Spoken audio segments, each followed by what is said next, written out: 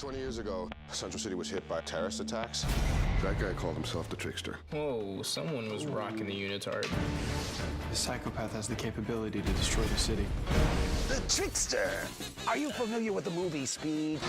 You go below 600 miles per hour, it'll explode. I can't run forever! It will blow if you stop moving. Run, run, run, run, run! The Flash, all new this Tuesday at 8, 7 Central on the CW. What's going on, guys? Zenix here today, and I have a recap for you after that episode of The Flash.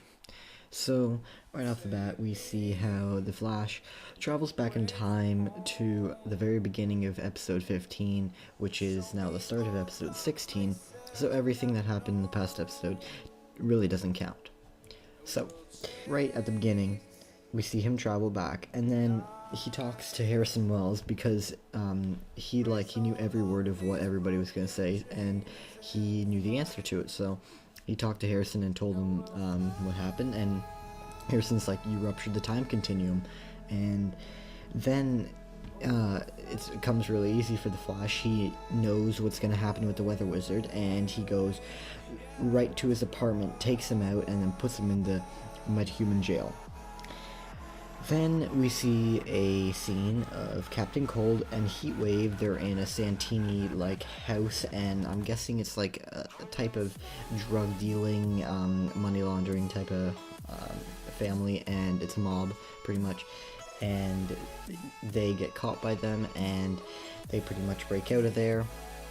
Even without their guns, they're able to do things. Then Linda and Barry are pretty much done, and then Barry asks for a coffee date with Iris because he knows that she's going to say that she likes him, but it's actually the other way around. She really doesn't, and this has repercussions on Barry. So Cisco gets lured by Lisa whenever they're at the bar, and then after they kidnap his brother, so that Cisco is forced to make the guns again, the Heatwave gun, the Cold gun, and he has to make Lisa one now, which turns people into gold and makes them a solid gold object. Then Iris doesn't feel the same way about Barry at the coffee table, and this is one of the reasons or things that happens that affected Barry after he time traveled. He thought he knew all these things, but he just didn't know that. Then Cold and Lisa attack the Santini Casino, and the Flash pretty much goes in there, and then after takes Lisa, and Cold says that he has Cisco, and he has to let his sister go, or else he's gonna kill him. And then from what Barry said to Iris, then we know that what happened was Eddie punched Barry in the face because of what he told Iris, saying that he loved her. And then him and Harrison and Barry, they have a talk about traveling back, and he said that traveling back decades is a lot worse than traveling back a day.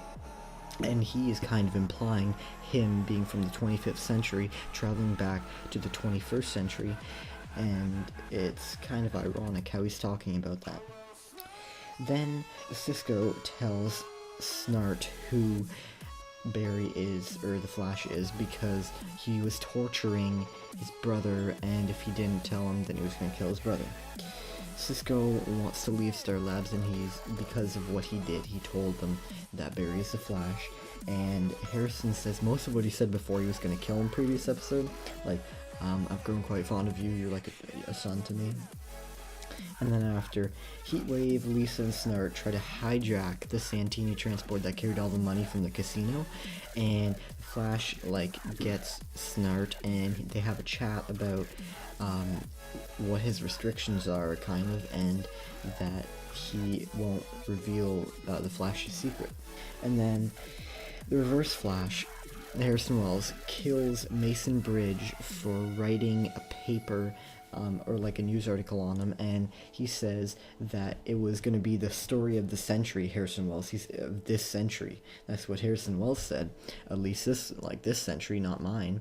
And then he pretty much deletes the file off the computer, kills Mason, cleans up the entire office, and then Barry goes in to Star Labs, and Harrison's there, and he sees that Mason Bridge got killed, and it seemed like there was something off with Harrison, and Barry went back to the police office to talk to Joe, and he told him that he thinks he's right about Harrison Wells and everything that he's figured out, that he is the Reverse Flash. So this is going to test how Barry is really good at lying, and if he's going to be able to lie to his mentor and the person that he's been looking up to the entire time. Next episode, it's going to be called Tricksters, and it's going to be a really good episode, so I hope you're going to tune in for that next Tuesday, same time, and tune in to my next recap tomorrow for Arrow, and I'll see you guys later. Like, comment, and subscribe, and peace.